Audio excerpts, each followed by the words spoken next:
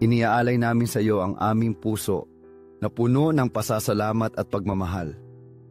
Kabanal-banalang sakramento, sindihan mo sa aming puso ang ningas ng iyong pagmamahal. Ubusin mo ang lahat ng kawalang interes upang ang aming puso ay palaging mapasa iyo. Naway matutunan naming magmahal at magpatawad tulad mo. Ipagkaloob mo na talikuran namin ang pagkamakasarili at pagmamataas upang ang aming buhay ay maging isang awit ng pagmamahal at sakripisyo para sa iba at para sa kaluwalhatian ng iyong pangalan. O Sagrado Corazon ni Jesus, tanggapin mo ang aming mga pakiusap para sa lahat ng nangangailangan ng iyong awa.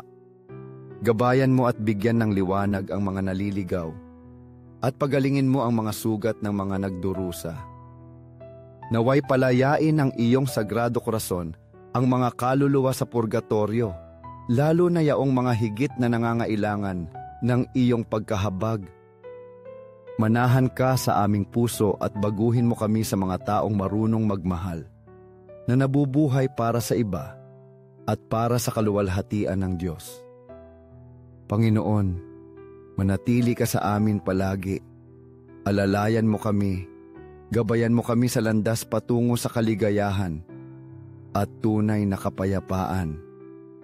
Amen. O Sagrado Corazon na puno ng pagmamahal at awa, maawa ka sa amin at sa aming buong pamilya. Panginoon, inilalagak namin ang lahat ng aming pananampalataya, pag-asa at pagmamahal sa iyong Sagrado Corazon. Sindihan mo sa amin ang ningas ng isang matibay na pananampalataya, isang di natitinag na pag-asa at isang tapat na pagmamahal upang kami ay mabuhay sa walang hanggang liwanag ng iyong presensya. Tulungan mo kaming mamuhay ng may pagkakaisa, nagkakaisa at may pagmamahalan sa isa't isa, tulad ng itinuro mo sa amin. Gayon din, tulungan mo kaming sundin ang iyong halimbawa at mamuhay alinsunod sa iyong mga aral, upang ang pagmamahal ng Diyos ay lumaganap at tumagos sa bawat sandali ng aming buhay. O Sagrado Corazon ni Jesus, protektahan mo at ingatan ng Papa, ang mga obispo, pari, diakono at lahat ng iyong pinili upang gabayan kami.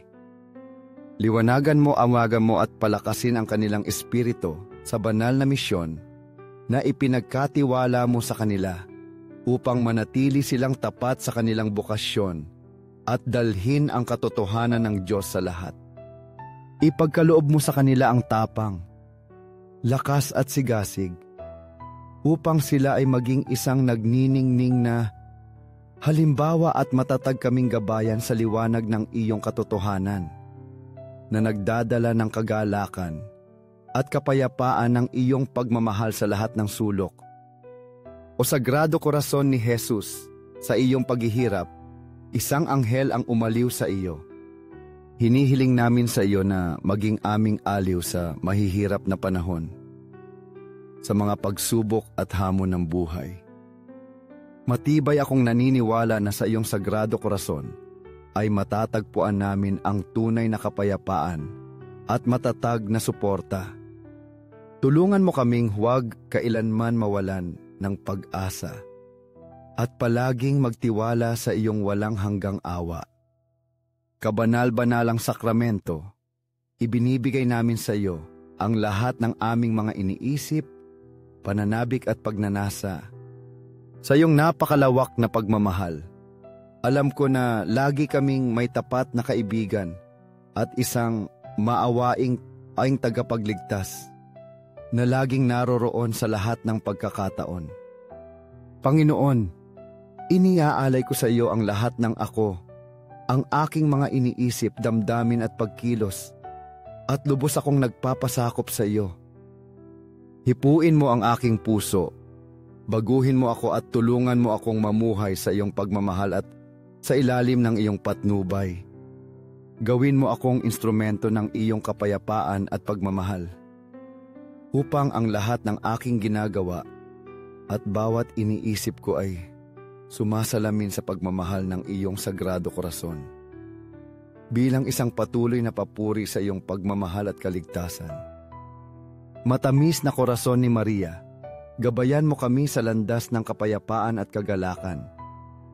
Ang landas na nagdadala sa amin kay Jesus. Mamagitan ka para sa amin, Ina, upang malaman namin kung paano magmahal at taimtim na sambahin ang Sagrado Corazon ni Jesus sa Eukaristya. O pusong maternal ni Maria, maging aming aliw at pag-asa sa lahat ng pagkakataon at tulungan mo kaming ialay sa iyo ang aming mga pighati at hamon ng buhay. O kabanal-banalang sakramento, sumasampalataya ako, sumasamba, umaasa at nagmamahal sa iyo. Iniaalay ko sa iyo ang panalangin ito sa ngalan ng mga hindi pa nakakakilala sa iyo, hindi sumasamba sa iyo, hindi nagtitiwala o nagmamahal sa iyo. Purihin at luwalhatiin nawa lagi ang pagmamahal ng Sagrado Corazon ni Jesus, Eukaristiko, sa langit at sa lupa. Naway lumaganap ang iyong awa sa lahat, na nagpapabago sa aming puso sa isang tahanan na tumatanggap ng iyong pagmamahal, upang lagi kang naroroon at buhay sa bawat sandali ng aming buhay. Sa langit at sa lupa, purihin nawa lagi ang pagmamahal ng Sagrado Corazon ni Jesus Eukaristiko. Sa langit at sa lupa, purihin nawa lagi ang pagmamahal ng Sagrado Corazon ni Jesus Eukaristiko. Sa langit at sa lupa, purihin nawa lagi ang pagmamahal ng Sagrado Corazon ni Jesus Eukaristiko. Naway ang iyong pagmamahal at awa ay sumikat magpakailanman, na nagliliwanag sa puso ng bawat tao. Naway ang pagmamahal at awa ng Sagrado Corazon ni Jesus Eukaristiko ay sumikat magpakailanman, sa bawat sandali kasama ang kabanal-banalang sakramento. Ipagkaloob mo sa amin na madama ang iyong pagmamahal at presensya. At naway ang pagmamahal na iyon ay humipo sa lahat ng nakapaligid sa amin, lalo na sa mga higit na nangangailangan ng iyong kabutihan. Naway ang iyong pagmamahal ay lumaganap sa buong mundo, upang malaman ng lahat na lagi kang naroroon, na lagi kang nagmamahal at naghihintay ng tugon mula sa bawat isa sa aming mga puso. Amen. 5 minuto kasama si Jesus sa sakramento. Sa ngalan ng Ama at ng Anak at ng Espiritu Santo. Amen. Panginoong Jesus, bihag ng pag-ibig, laging naroroon sa kabanal-banalang sakramento ng altar, nang may pagpapakumbaba at sigasig. Ako'y nagpapatira pa sa iyo. Ang aking kaluluwa ay yumuyukod sa pagsamba, puno ng pasasalamat at pagkamangha. Alam ko na, sa ilalim ng mapagpakumbabang anyo ng tinapay at alak, ikaw ay tunay at totoong naroroon kasama ang iyong katawan, iyong dugo, iyong kaluluwa at iyong kabanalan. O Jesus, hindi maarok na misteryo ng pag-ibig, nakatago sa mga mata ng mundo ngunit ipinahayag sa mga pusong naniniwala. Panginoon, sa napakaraming tabernakulo na nakakalat sa buong mundo, ikaw ay tahimik na naghihintay. Kay dalas aking Jesus, ikaw ay nananatiling nag-iisa, nakalimutan, hindi pinapansin ng mga labis mong minamahal, at hindi lamang ang kawalang interes ang sumusugat sa iyo, kundi pati na rin ang paghamak, mga pang-aabuso, mga kalapastanganan na ginawa laban sa iyong sagradong presensya. Gayunpaman, narito ako, Panginoon, maliit at di karapat-dapat, ngunit sabik na ihandog sa iyo ang aking pagmamahal. Nais kong maging kaaliwan sa iyong puso, isang kaluluwang magbabayad puri sa mga kasalanan, na sumasamba sa iyo sa espiritu at katotohanan. Tanggapin, Panginoon, ang aking maralitang puso, na ngayon ay ibinibigay ang sarili nang walang reserbasyon sa gawaing ito ng pag-ibig. Ikaw, Jesus, ang tapat na kaibigan, ang pastol na hindi kailanman iniiwan ang kanyang mga tupa.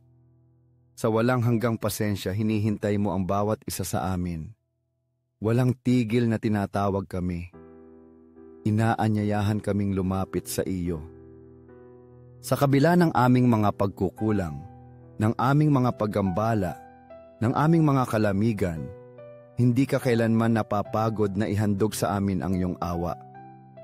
Panginoon ng tabernakulo, dagdagan ang aking pananampalataya, pag-alabin ang aking kaluluwa ng nag-aalab na pag-ibig para sa iyo.